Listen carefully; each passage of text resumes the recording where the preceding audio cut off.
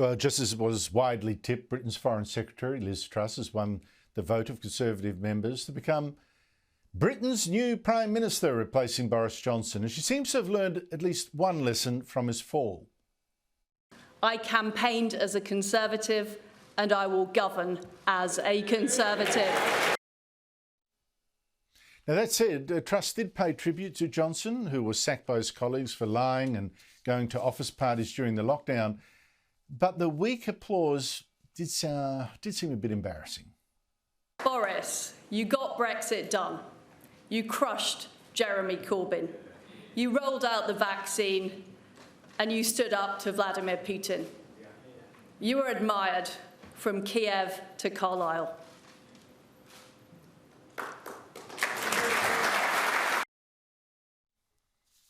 Now, Liz Truss is Britain's third female Prime Minister after Margaret Thatcher and Theresa May, also both Conservatives.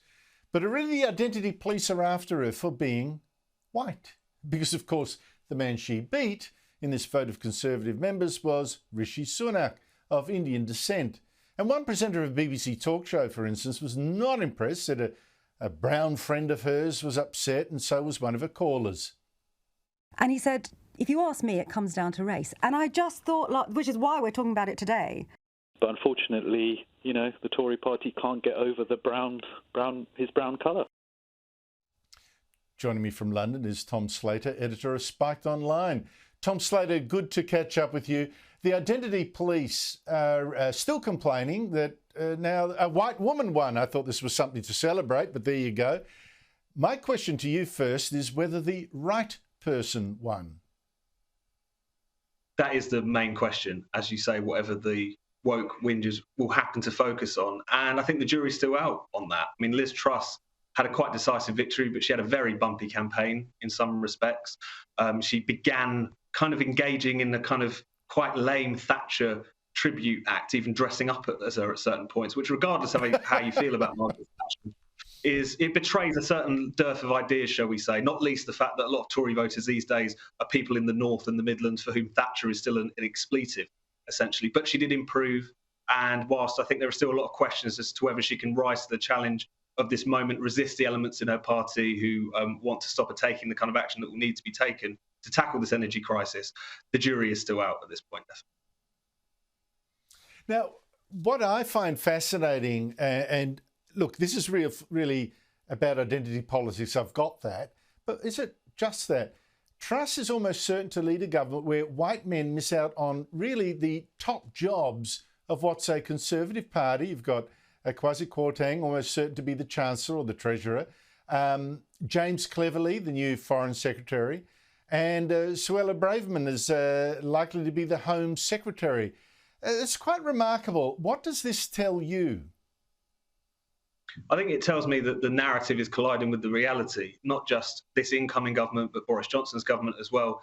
There was this idea that it was the most bigoted and racist ever. I mean, one of the heads of our leading race equality think tank said it was pushing a white nationalist agenda. Well, if that's the case, they're not doing a very good job of it. I mean, even in the previous government, when Kwasi Kwarteng becomes the Chancellor this evening, as everyone expects to be the case, he will be our fourth ethnic minority Chancellor in a row, all of them Conservatives, all of them over recent years. And not only is this kind of racial politics really unpleasant and wrong, there's a even more poisonous underside to it that we've seen in recent years, which is these cabinet ministers or just ethnic minority Conservatives or even just anti-woke ethnic minority people in public life are subjected to the most incredible vitriol called Uncle Tom, said they're mouthing a white agenda.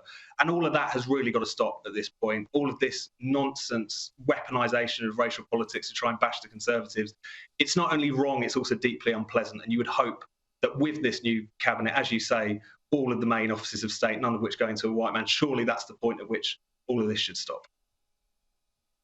Well, it's fascinating in another respect too, of course. The rise of the black or brown Conservative there in Britain and here with, we've got some really fabulous people, Warren Medine, Jacinta Jim Price and others, has really confuzzled the left and disrupted it.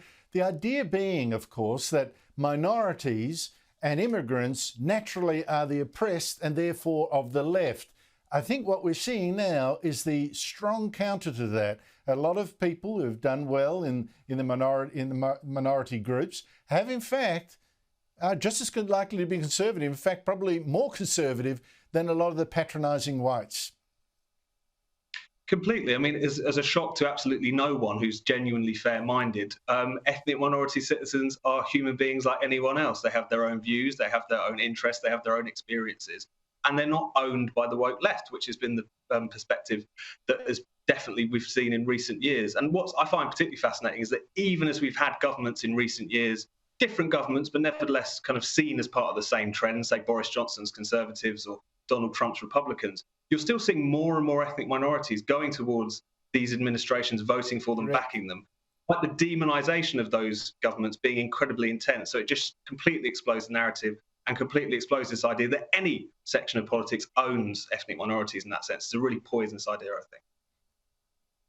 Yes, the attraction that a lot in the Latino community had for Donald Trump was another thing that really turned the tables on the Democrats. But what is, getting back to the main game, what is Liz Truss's most urgent job now that she's Prime Minister?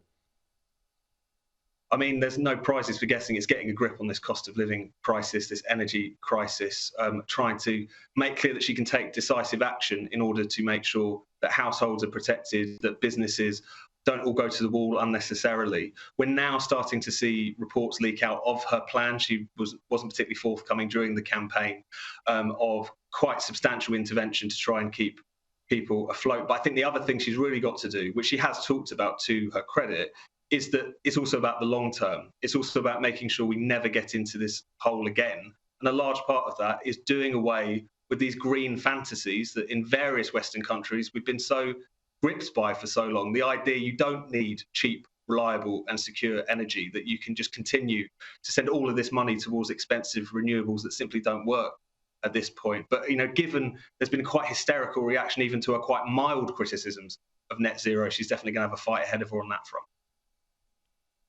She'll need some courage, but then again, I think the crisis is so. I mean, I just read of an aged care home in Shropshire that says its electricity bill has jumped from £20,000 last year to £125,000 next year. That's more than $200,000 Australian a year just for electricity. You can't do that. People are really going to suffer. People can't pay that. So goodbye to the green fantasy, one would hope. Tom Slater, thank you so much for your time. Really appreciate it.